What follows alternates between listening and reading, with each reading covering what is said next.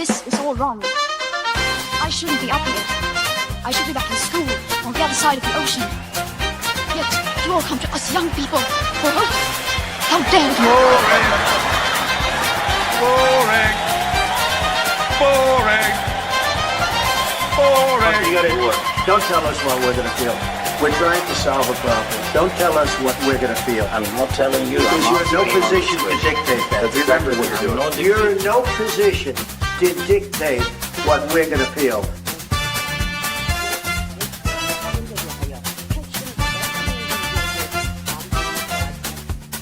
I call again for an immediate ceasefire in Gaza, the return of the sausages, the hostages.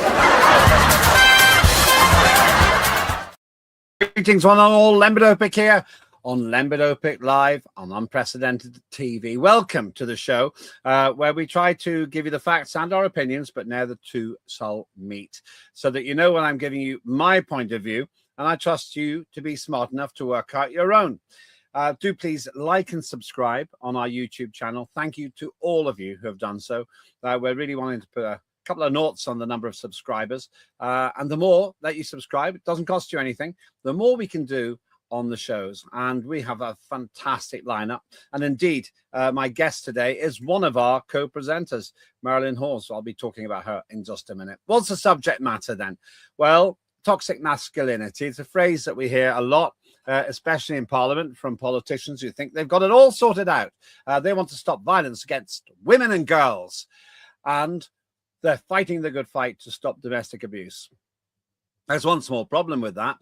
A very large proportion of domestic abuse is against men and boys. So why aren't they talking about those as well? Why is it always about women and girls? Somewhere between a quarter and a third of all domestic abuse goes from female to male. You may not think that from the reportage, the coverage, and the relentless commentary about this in the mainstream media, and also in series like Adolescence, which goes on about toxic masculinity, whatever that is, and we'll talk about the definition in a moment. I put it to you that this is discrimination against men.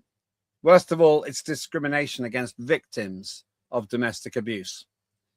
It makes me rage when I watch the mainstream going along with ministers like Jess Phillips, who apparently is responsible for stopping violence against women and girls, and they never or almost never seem to question the fact that men and boys are victims too. Why? Maybe it's because the narrative doesn't work.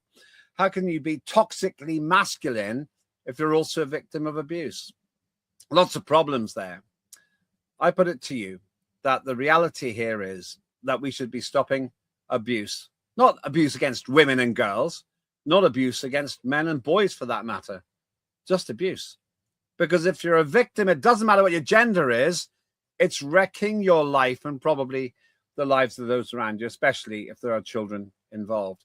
And it makes me angry. Luckily, we have somebody who isn't just a friend of Unprecedented, but one of our co-presenters. It's Marilyn Hawes. Marilyn, good to see you. How are you doing? I'm fine, thank you. Lovely to see you. Well, I had the idea of having you on because we relentlessly see this monologue about women and girls, and even if people are watching this from the archive instead of live, they're probably hearing the mainstream colluding with politicians to imply that abuse is something that's done to females. Now, I know that makes you pretty angry. It does make me angry because it's actually discrimination, and discrimination in this country is supposed to be against the law. It's a kind of hate speech, really, isn't it? I mean, people are completely missing the fact they go about misogyny, they don't understand misandry, and I don't very much if Jess Phillips or Keir Starmer understand it either. The hatred, I don't know, where is this hatred thing come from? You know, it's bad behavior, it's lack of respect for the opposite sex, the same sex, whatever. Yeah. It drives me mad. You go into schools and they all go on and bang on about consent. Nobody talks about respect for just yourself, for the people around you. It drives me mad. And this thing about misogyny, you know, there are boys that are badly behaved. There are girls that are badly behaved. They also have bad role models And I've been in schools where I've heard hideous things come out of girls' mouths, and they pulled them up for it. And I said, this is unacceptable. Same for the boys to the girls, blah, blah, blah. I go to senior management and they go, oh, well, that's what it's like here. I tell you, you know what? I've said it before to you, Lembit. A fish rots from the head down. If a head teacher isn't on top of this, then it goes through the whole school. And too many people in schools these days are woke. Teachers have always been woke, but they're more woke than ever. Okay. And it drives me insane because none of them are teaching respect. And a couple of definitions there before you go further. Define misogyny and define misandry. it's all about hate.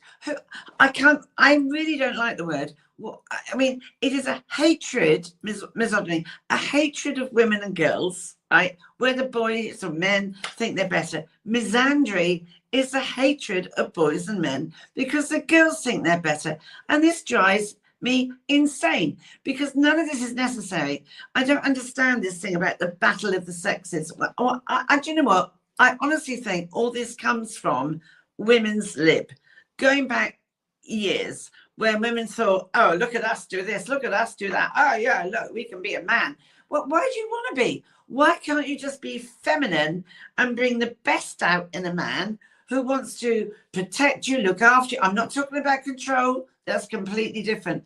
I'm talking about a man who, I mean, like all that stuff. I like all that sort of like a man that smells nice. I like to smell nice. I like to look like a lady. I like men that do gentlemanly things that, you know, what's wrong with that? It's really nice. And in return, the man gets something off the back of that.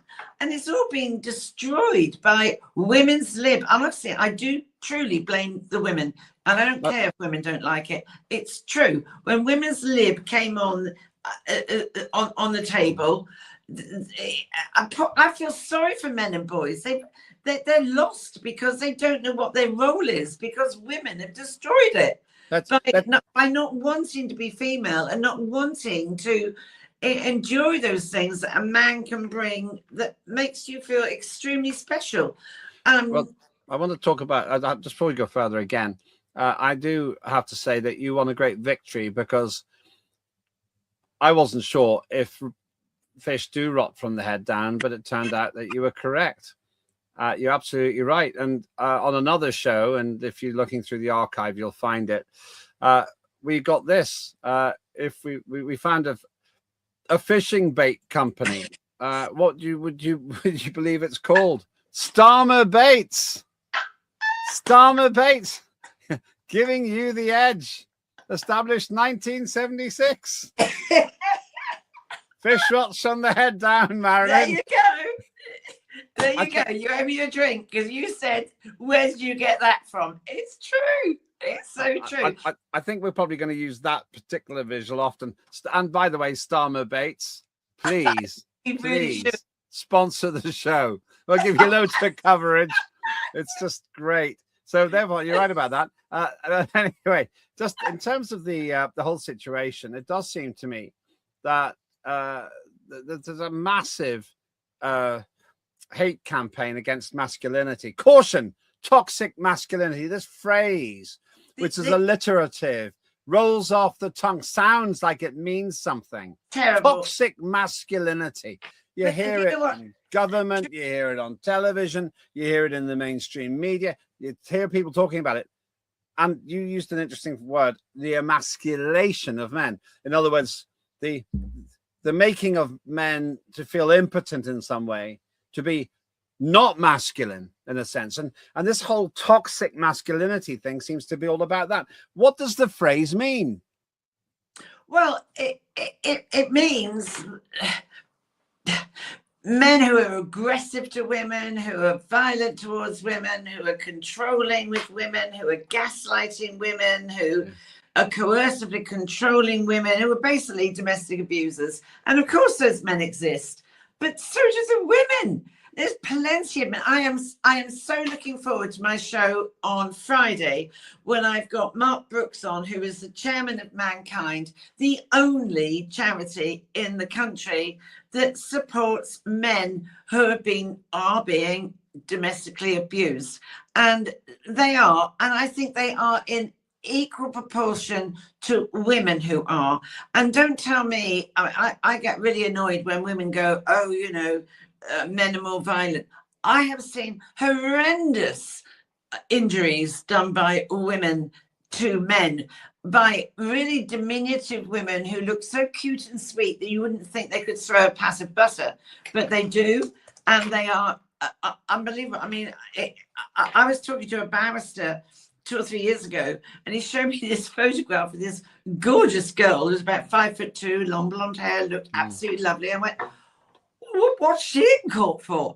Is it where she's just pushed her boyfriend through a plate glass window and he's been in intensive care for the last 2 or 3 weeks? I went, you must be joking. But when that red mist comes down, when that rage comes down, then it's the same. I actually spoke to Julian King, who is he's a paralegal. He was on my show last week. And he is well, by the way, Marilyn, you keep mentioning times. You must remember that there's a big archive. So when Marilyn says Friday or last week, that's only if you're watching it live. Sorry, yeah, if you're not, no, it's okay. I just want to make it clear. You'll find all of this in the archive, but the timings are only relevant if you're watching the first broadcast. But carry on. Yeah. Sorry, you're right. You're right. Sorry, I do beg your pardon. No, it's all right. But Julian it's fine. It's enthusiasm, and I like that. He runs this organization called Family Law Support Services. And I actually asked him on my program, do women abuse men differently to how men abuse women in a domestic or a toxic situation? And he said, no.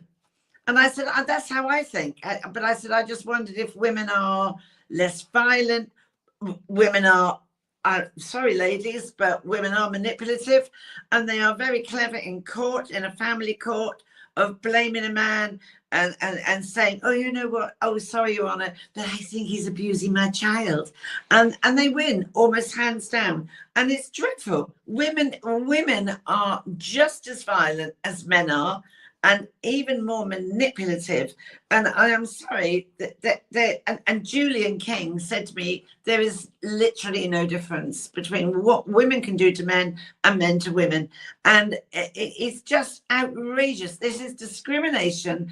It is a form of hate against men. I feel so sorry. I've got little boy grandchildren, and I worry for them. They're little sweethearts. And I think, why should they grow up having to go on a misogyny course? What?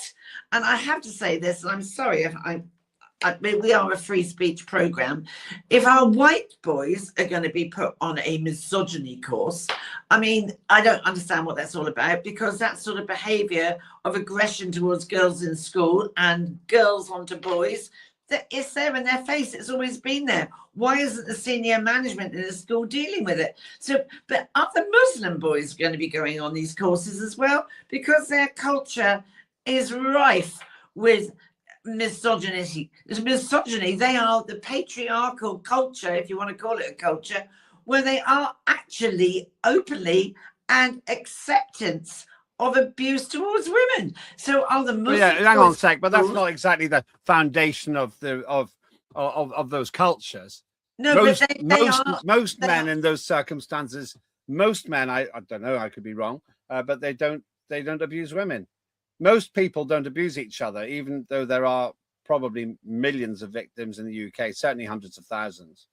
You can't just say that an entire culture de facto endorses abuse from men to women. Well, did you not see the news this week where certain imams in this country are saying it's okay for you to physically punish women? No, I haven't seen that. It was in the news this week in the UK. No, we are not allowed. We do not accept physical abuse of any nature. But and it is there. It's there. It was in the news this week, and it's outrageous. But it's not about even gender or culture. Abuse is wrong. Well, that's the thing. That's why I don't really like going down that path, because to me, saying that is a little bit like saying abuse against women and girls. I don't differentiate. If a Muslim man is abusing his Christian wife, or if a Catholic woman is abusing her Protestant husband. That doesn't matter to me. I want to get the ethnicity, the gender, even the sexual orientation out of it. I want abusers to stop abusing the abused, regardless. But the problem I've got now is the whole of the culture of our political system and our mainstream media implies that the abuse is always women being abused by men. No, it all goes back down to a previous show that I did. It goes back down to early years experience of adverse childhood experiences where there is trauma in a child's life that manifests itself in school, in a nursery school, of what a lot of people go bad behavior, when they don't ask why is that child behaving like that, what is going on, you know, what and then that goes on into primary school, into secondary school, and nobody is born to be an abuser. No one is born to abuse. And people like to say, oh, you know, it's in your DNA. No, it isn't.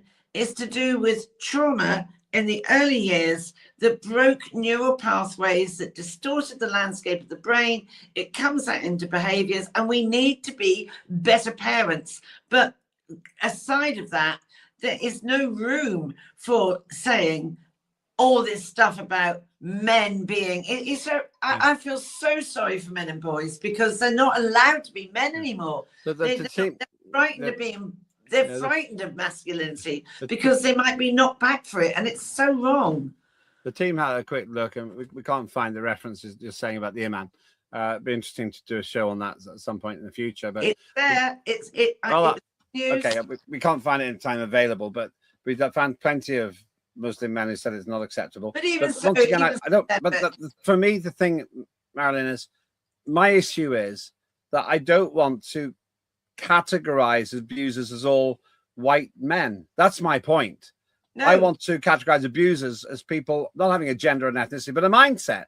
Whatever the mindset comes from, wherever it comes from, it's the fact that those people are willing to abuse somebody else, and all we hear about, pretty much in politics is an end to violence against women and girls. That's what we hear.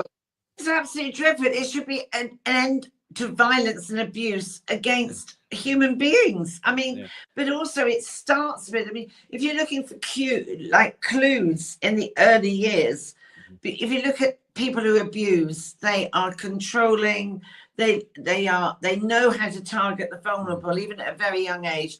And they do begin, and I've been into lots of schools, in primary schools, where it starts off with an abuse of animals and insects, because it's all about control. That absolutely links into any form of abuse.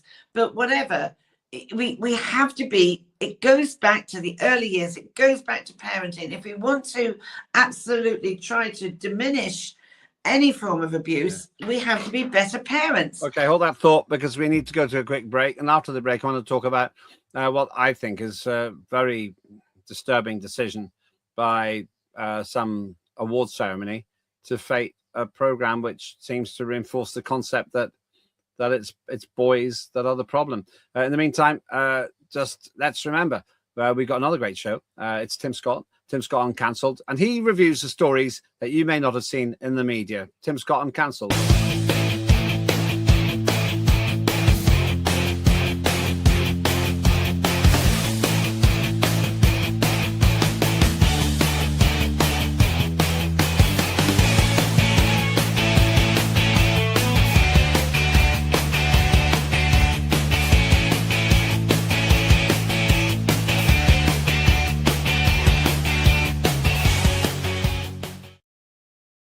Scott Uncancelled, fantastic presenter, great insights, and a true advocate of free speech. He is the supremo at the Freedom Association. There's a clue in the name. Somebody else is free thinking and free speaking. It's Marilyn Hawes, who's the Chief Executive Officer of Freedom from Abuse. So you're doing a lot about this subject. What does your Freedom from Abuse organization do, by the way, Marilyn?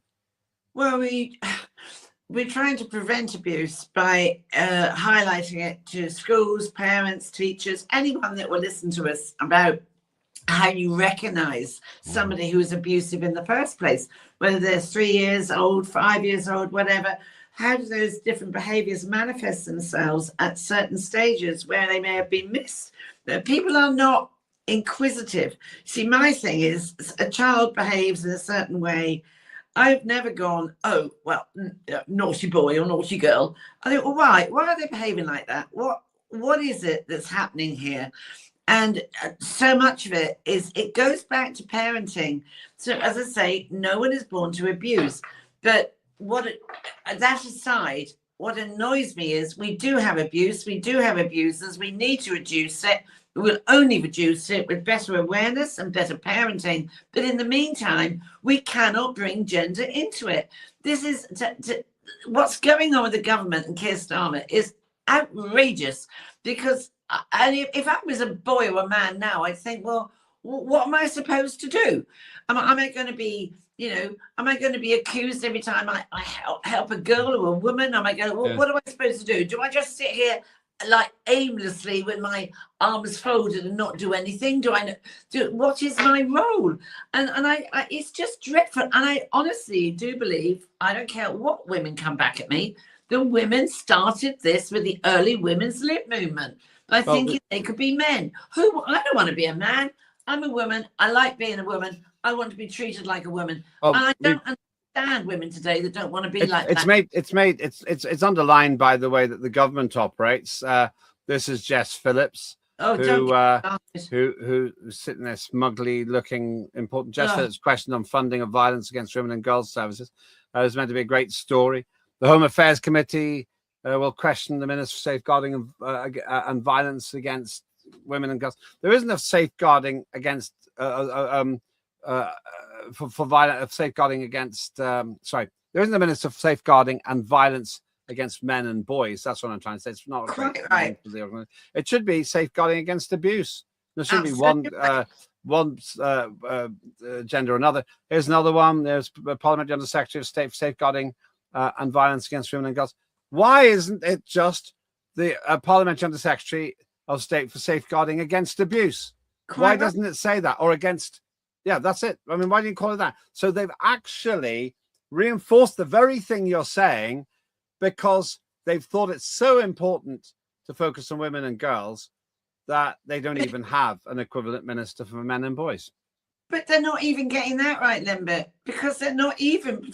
They don't even know. They're a bunch of numpties. They don't even understand where to start with violence against women and girls. It's all hot air that's emanating out of their backside. They don't have a clue. They're useless. It's all hot air. Jess Phillips, honestly, she could take a one-way ticket to the moon for all I care. She's awful. She's an awful woman. But I really do feel, I mean, I've got little baby grandboys, and I think, what's it going to be like for them? I mean, they're lovely, kind little kids, and you might be misogynistic. It's dreadful. It's dreadful. I honestly, I abhor it because it's about discrimination, and I don't like discrimination anyway.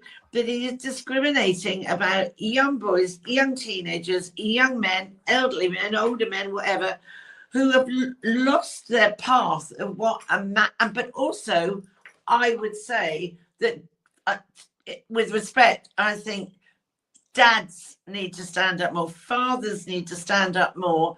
And there's a lot of dads that just leave everything to the woman. And we need dads. We need dads to be, the fathers to be dads, to help their young sons to how to be a boy, how to be a man. What is it? What is it to be masculine? And I've said this with teenagers when I've gone into schools. Do you know what it is to be masculine? No, they say no.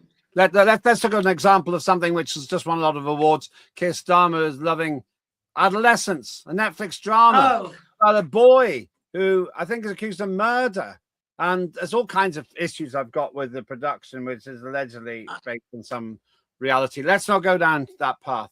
But then, and won all these awards. Everyone's in the mainstream, it's saying how great it is. It is. Adolescence wins big. And they're all saying, oh, this is a great example of toxic masculinity. The phrase being used again and again and again, day after day after day. Now, I am concerned about that because there's no equivalent in the other direction. You get films like Misery, where a woman contains a a man who's basically had an accident and won't let him go. But by and large, this has been pushed around by the Labour Party, by lots of other politicians, as an example of toxic masculinity. And I loathe that because it reinforces exactly the stereotype. It discriminates. It makes abuse a sexually discriminating policy when it should be about mindset, not gender. It is mindset, not gender. I refuse to watch it. I thought that award was despicable. I will not watch it. I read what it was about. And I was like, I'm not watching it. I just completely. I don't go down that route whatsoever. It's dreadful. And this is a prime minister who goes on about hate speech, and that's exactly what's happening. You know, and that sort of thing, like adolescence. People that have watched it, and that it like drip, drip, drip. It sort of soaks into your psychology, if you like, and then you come out. Oh yes, I agree with that. I won't watch that. I will not watch stuff like that. I refuse to watch it because I knew from the start it was discriminatory and it's completely unbalanced. It's designed to be. They might argue, oh well, it's not meant to be. It's meant to be drama, but no, it's been endlessly promoted as some great political statement. And of course, they're all, in my view, the lightweight. I'd love to win awards for unprecedented, don't get me wrong, but I'd like to not do it on the basis of tokenism, but you never know. Maybe something we produce will either be a parody, or it could be a satire, or it could even be some shocking drama. People go, oh yeah, that was really brave, and we win awards. I don't know. But what worries me about this is the fact that it reinforces exactly the stereotypes and paradigms that you've just been saying. And then you've got the terminology as well. Can we just get that biohazard up one, please? There's this thing that we came across, and yeah, there it is. Toxic masculinity, biohazard. Oh, I mean, it's just awful. It makes it sound like men are some kind of a poison.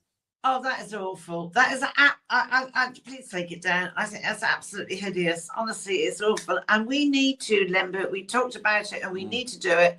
We need to, because everyone I have spoken to, without exception, goes on about this is absolutely awful about these misogyny classes.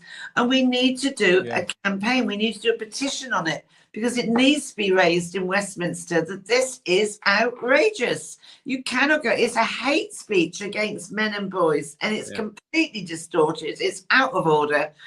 But also, though, we need dads to stand up more. Men and fathers are so important in the upbringing of a child. Yeah, but it's difficult because if you're an abuse victim as a man, you made to sound like, first of all, that it doesn't happen. Government seems unaware of this. I do not believe for a moment that there isn't a single member of parliament who's male without suffering abuse. There must be at least one male victim of abuse in parliament. But of course, if they speak up, they'll be shouted down. Oh no, well, you must be a weakling. You must be a wimp. You're stronger than her. Why would you let her do that? All the rubbish you hear. I used to have an awful lot of male abuse victims coming to my surgery when I was an MP because they knew I was sympathetic. They knew each other. They encouraged their colleagues their friends to come to see me.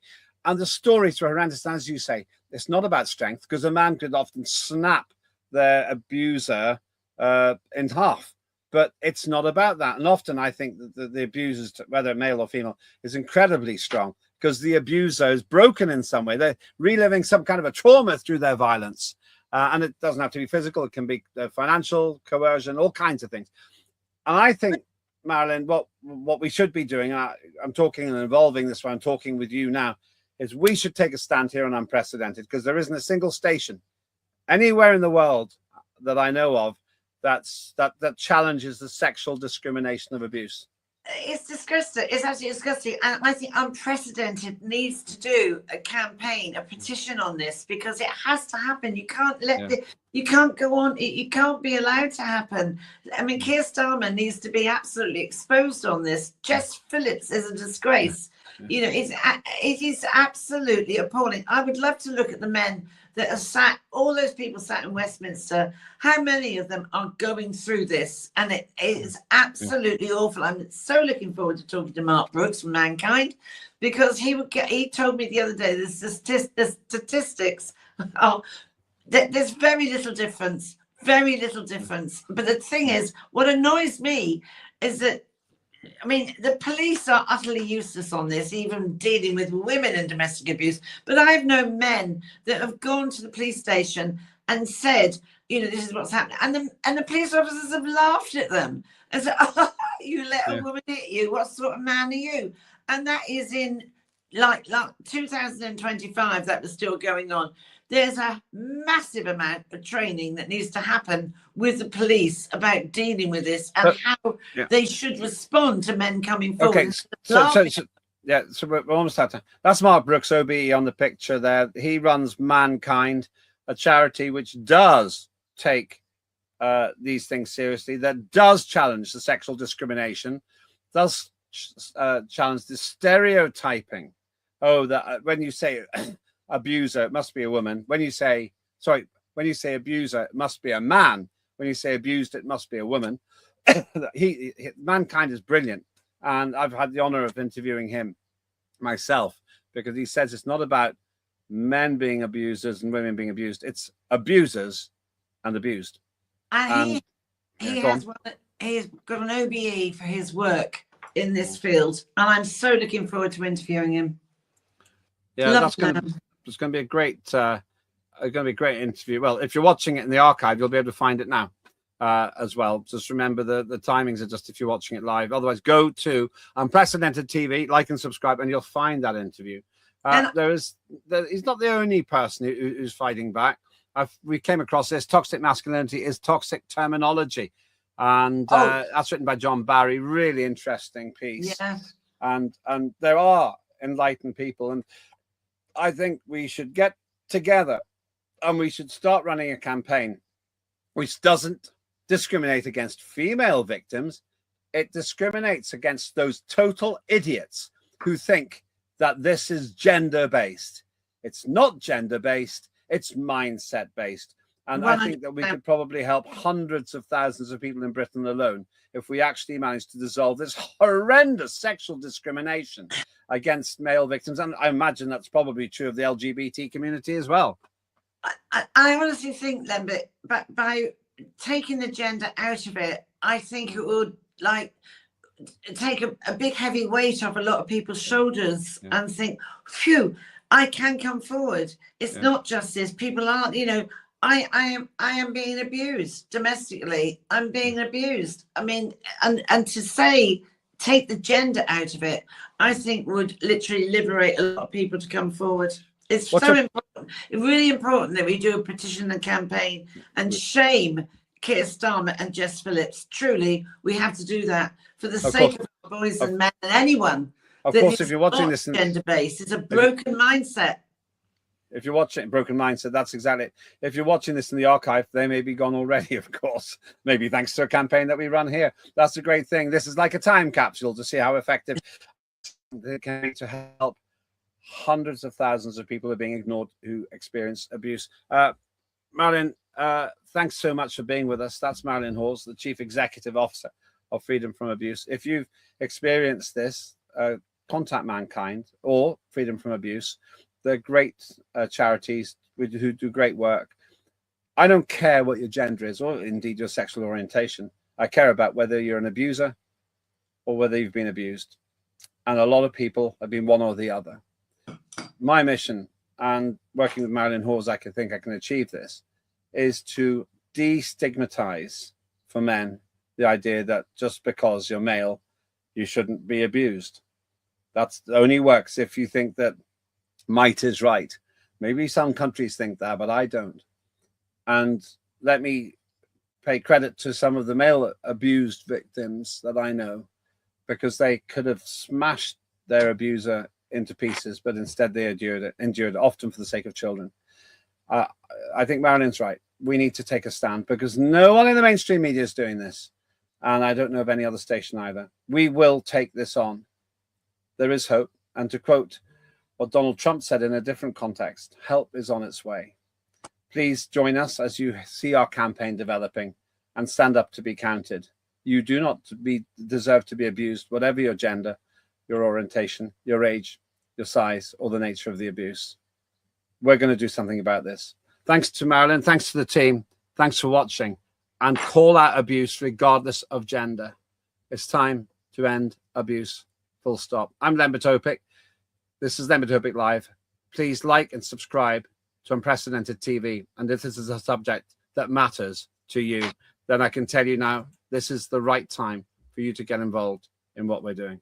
And just one last thing. I don't discuss these things with any pleasure or joy. I discuss them because they have to be discussed. That's the nature of free speech. Have a good day.